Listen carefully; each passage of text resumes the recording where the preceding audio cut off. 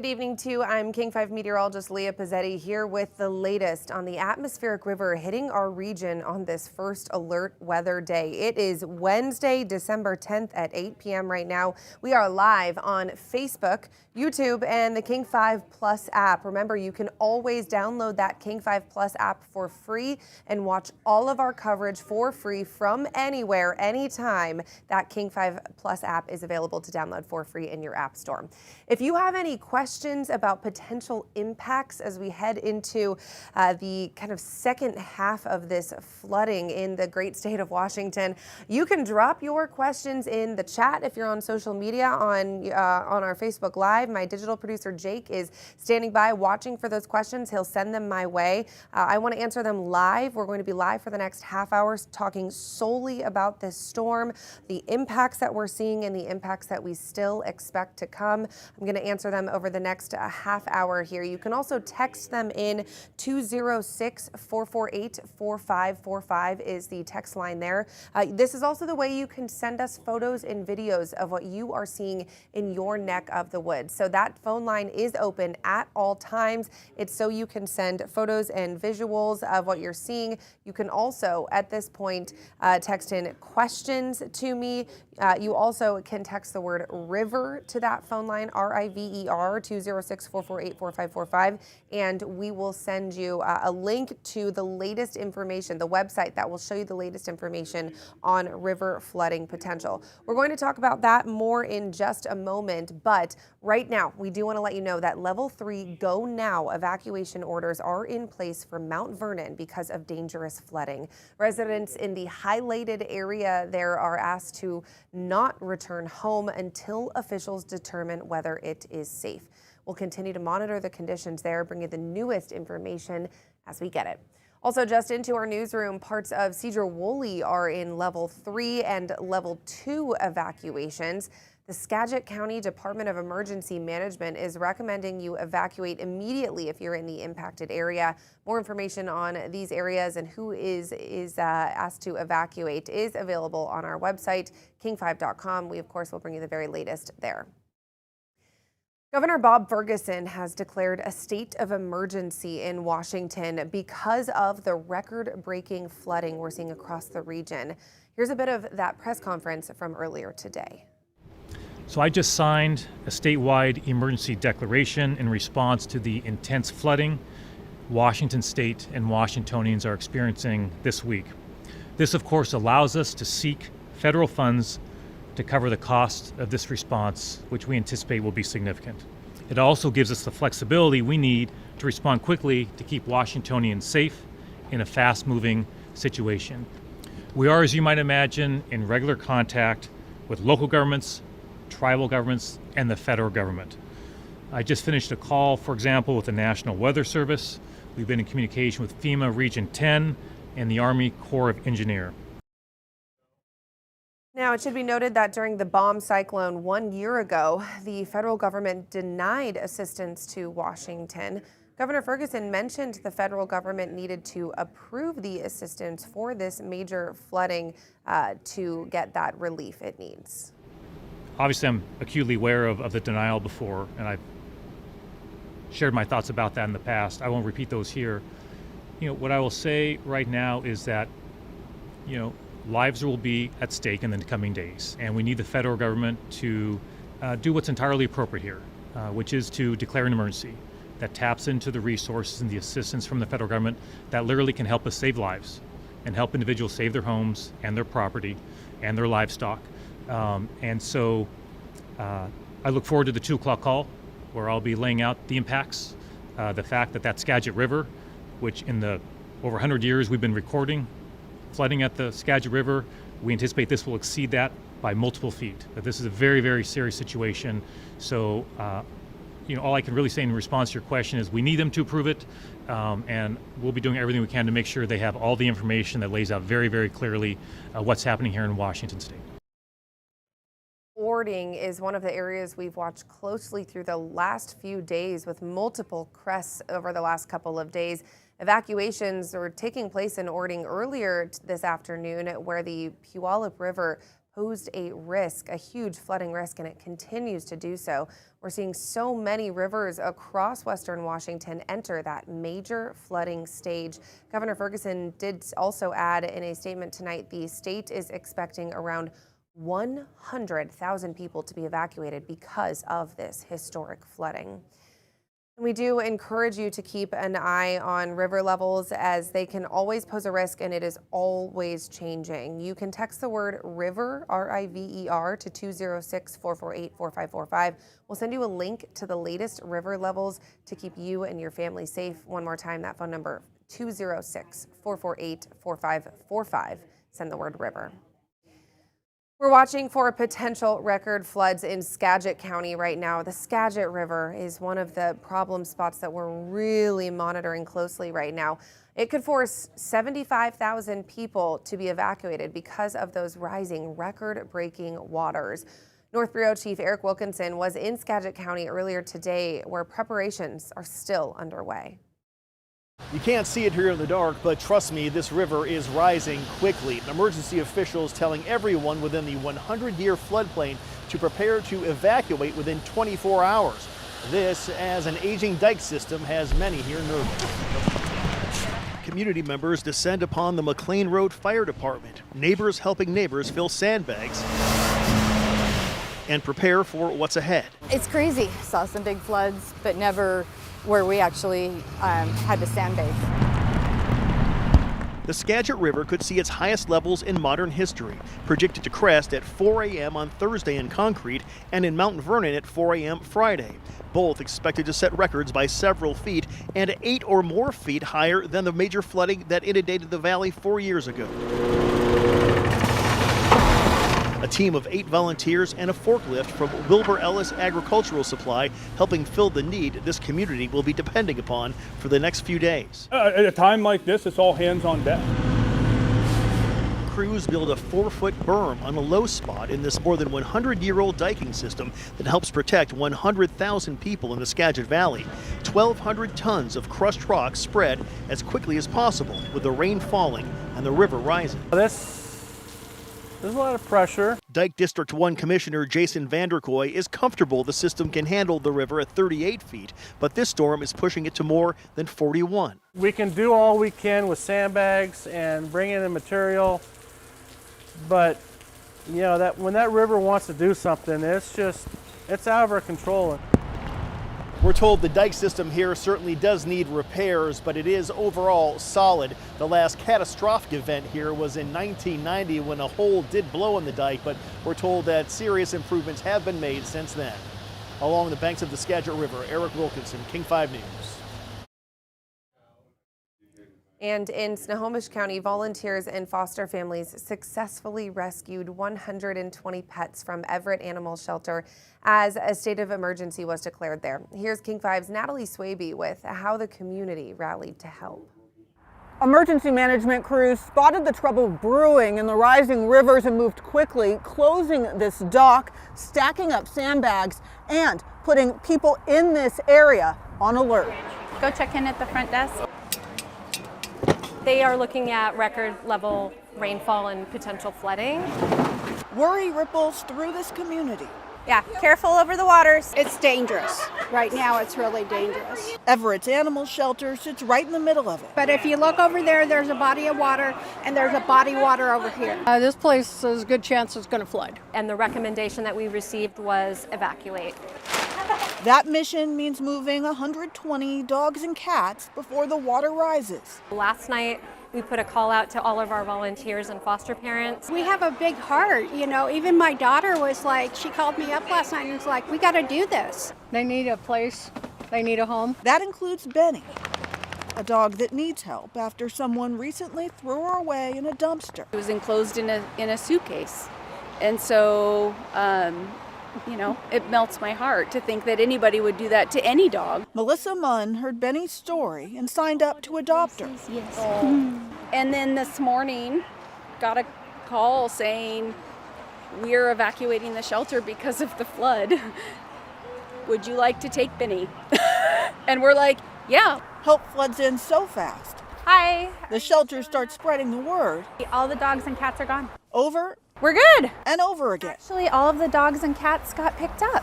I know, isn't that wonderful? Are you ready to go? You want to take her? This community really rallied together to help this facility and the animals. Volunteers lift pet food out the door, hauling supplies to higher ground. I can't even begin to explain this situation here. Never in a million years would I have thought that we would have been able to just put the call out and that our community would help like this. Oh, I mean, everybody just comes out to support everybody, and you know, there's a lot of love here. It takes a village, right? This flood threat may keep shelter staff out for days. Tonight, they say they're just grateful the community came through when they needed it most. In Everett, Natalie Swaby, King 5 News. So glad to see the community stepping up to help.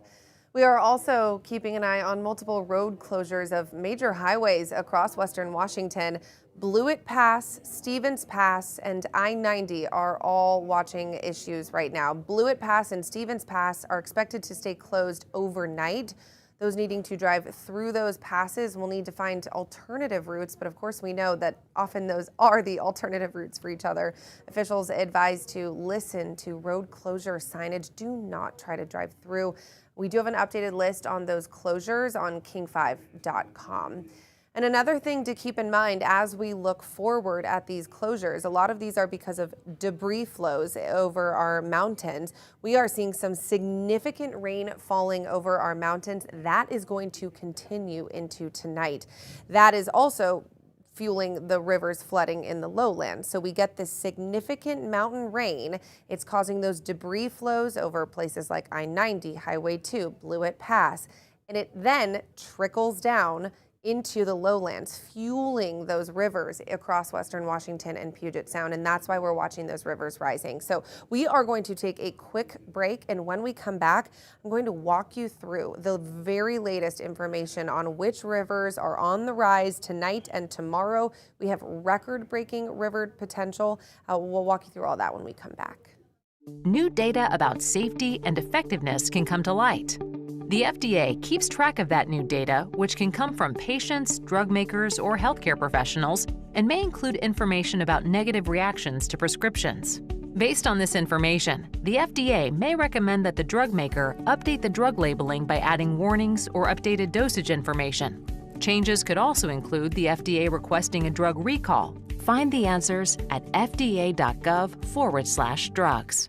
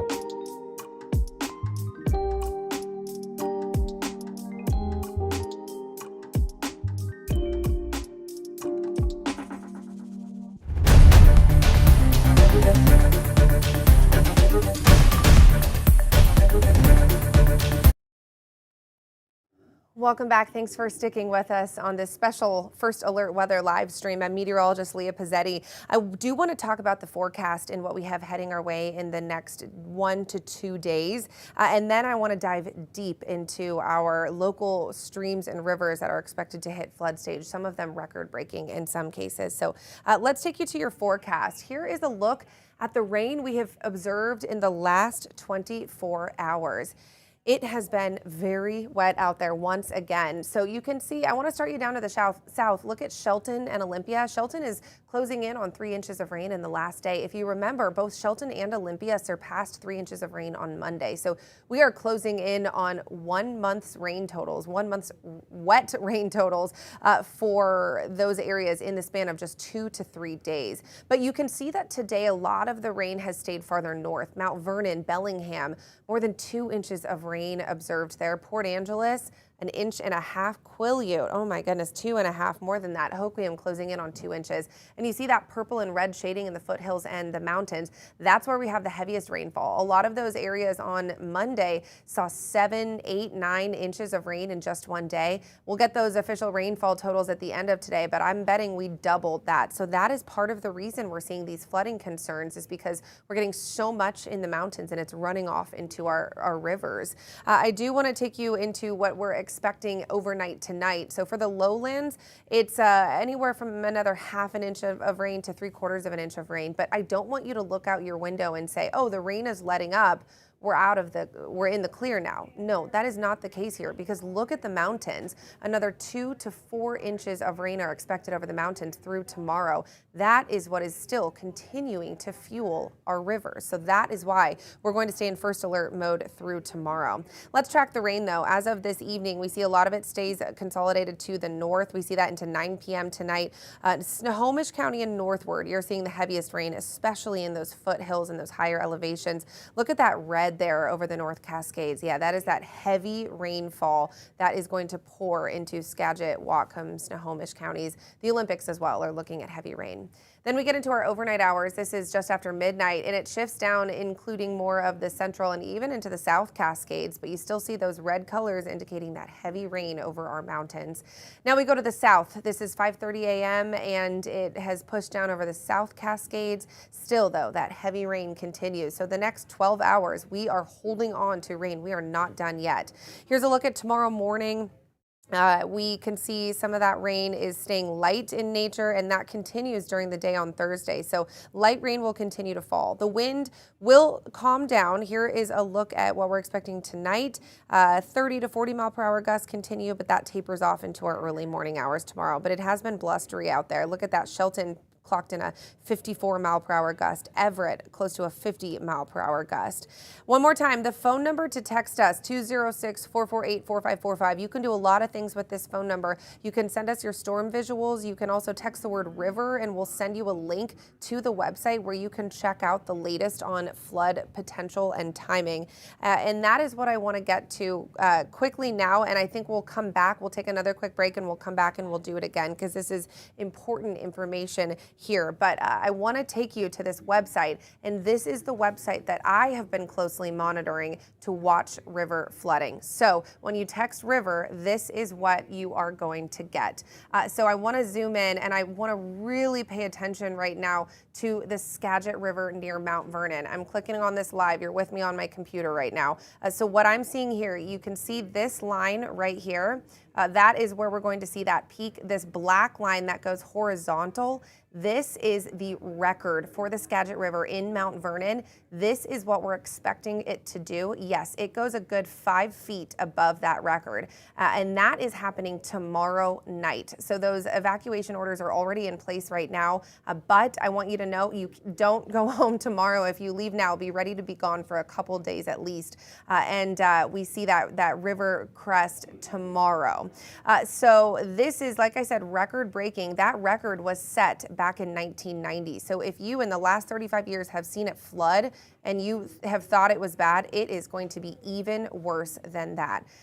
Okay, now let's take you up to the Skagit River near Mount Vernon. You can see there also looking at, that's where we just were. Let's go to the Nooksack River. This is the Saxon Bridge. It looks like it's actually hitting its crest right now, and in the next couple of hours, then it'll start to decrease.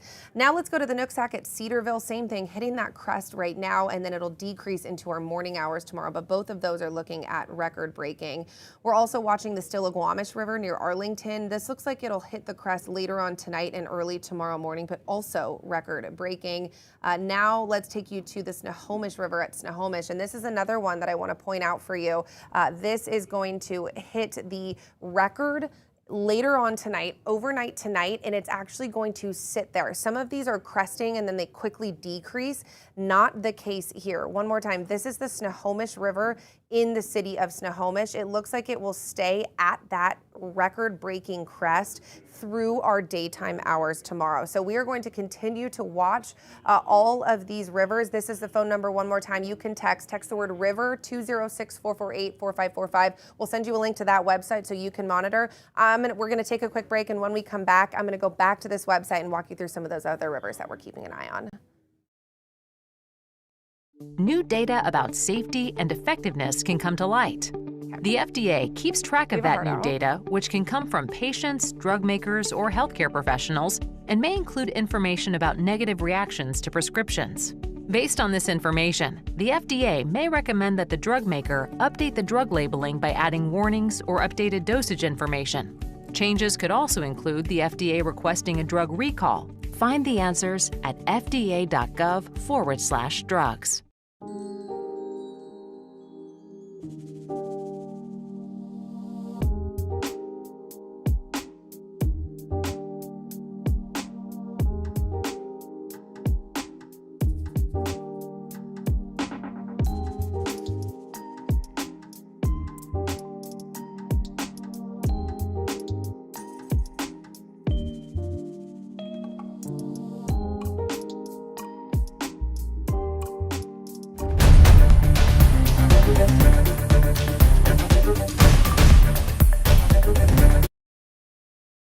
Welcome back. Thanks for sticking with us. We have a couple more minutes and I want to keep going through these rivers. This is an ever-changing situation, and if there is any advice I can give you, if you are one of the communities that has a river nearby, I don't want you to ever rely on a screenshot.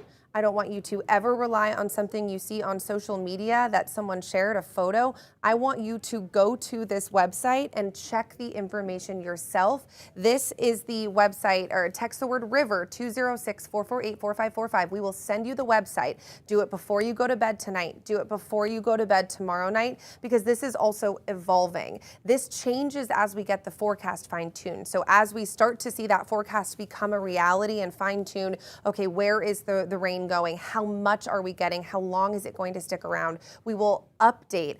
This is from NOAA. NOAA will update this website and show you the latest. And I'm watching it. Every couple hours I check it and I'm seeing new rivers come up as record-breaking potential. We have dozens of rivers at that major flood stage as of right now. So please text the word river 206-448-4545. Look at that website yourself and continuously check that website. Don't just look at it one time. But I do want to get back to the website right now, and we'll keep an eye on these rivers once again. So when you text river, this is the website you're going to get, and we're going to walk you through it live right now. So I'm going to zoom in. I showed you some of those northern areas. I do want to go back to Snohomish County. So we're going to look at, we showed you Snohomish at Snohomish. Now let's look at the Skagit County at Gold Bar. I want to open this up right here. This is expected to crest also in the next couple of hours.